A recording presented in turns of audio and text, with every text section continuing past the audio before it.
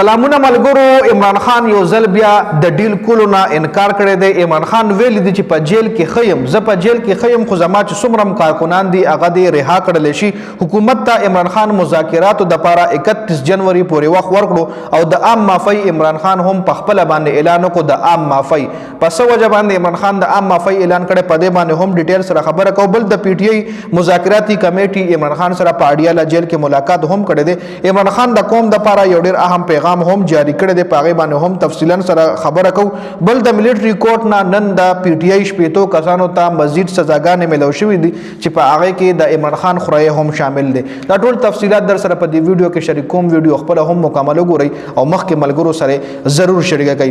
لومبۍ په کپتان باندې خبره کوو. عمران خان مذاکراتي کمیټۍ سره چې کوم ملاقات کړی دی په هغې هم تفصیلا سره خبرې کوو. نور هم اهم خبرې دي، خو د پی ټی آی چې کوم شپېته کسان پاتې وو ملیټري کورټ کې، نو هغوی له هم ملیټري کورټ سزاګانې اورولې دي.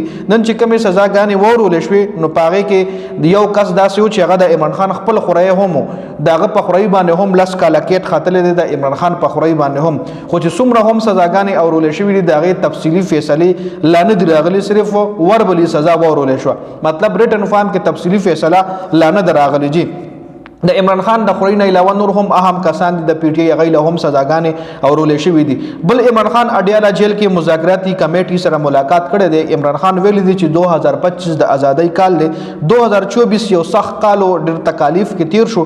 کپتان دا هم وی چې ماته دا پیغام میلاو شوی دی چې ته ډیل وکړه او موږ به ستا سیاسي پارټۍ ته یو سیاسي ځای ورکړو او تا به بنګاره ته هم منتقل کړو، تا په خپل کور کې موږ قید کړو. نو عمران خان وی چې ما ورته صفا الفاظو کې وی چې زه جیل کې خیم، خو زما نور چې کوم څومره هم کارکنان دي هغوی له دې رهایي میلاو شي او زه هیڅ قسم ډیل نه کوم او قوم ته هم دا پیغام جاری کوم چې تاسو غبراویږئ ما. اوورسیز پاکستانیانو ته هم د ریمیټنس حوالې سره عمران خان پیغام جاری کړی دی او حکومت ته هم 31 جنوري پورې وخت ورکړی دی چې 31 جنوري پورې زموږ مطالبات ومنئ. 31 جنوري نه پس به بیا موږ د سیول نافرمانۍ چې کم تحریک دی هغه به شروع کوو او هغې کې به لومړنی زموږ سټیپ دا وي چې موږ به اوورسیز پاکستانیانو ته وایو چې تاسو پیسې مه رالیږئ، پاکستان ته صرف د ضرورت پیسې رالیږئ، ریمیټنس په تھرو تاسو پیسې مه رالیږئ. نو ریمیټنس پیسې که چېرې پاکستان ته نه راځي نو پاکستان شدید مشکلاتو ته سره کیدی شي، ځکه د ورځې په لکونو کروڑونو روپۍ پاکستان ته د دغه اوورسیز پاکستانیانو له طرفې راځي.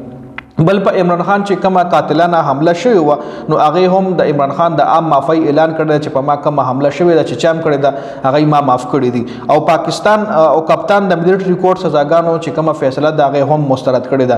ملیټري کورټ مخکې هم 25 کسانو ته سزاګانې ورکړې وې چې هغه فیصله هم عمران خان مسترد کړې وه او اوس هم د 80 کسانو د سزاګانو چې کومه فیصله راغلې ده دا یې مسترد کړې ده. نو په دې ویډیو کې دا اهم اپډیټس د ویډیو کتلو ډېره زیاته مننه. ویډیو ضرور مخکې ملګرو سره شریکه کړئ. والسلام.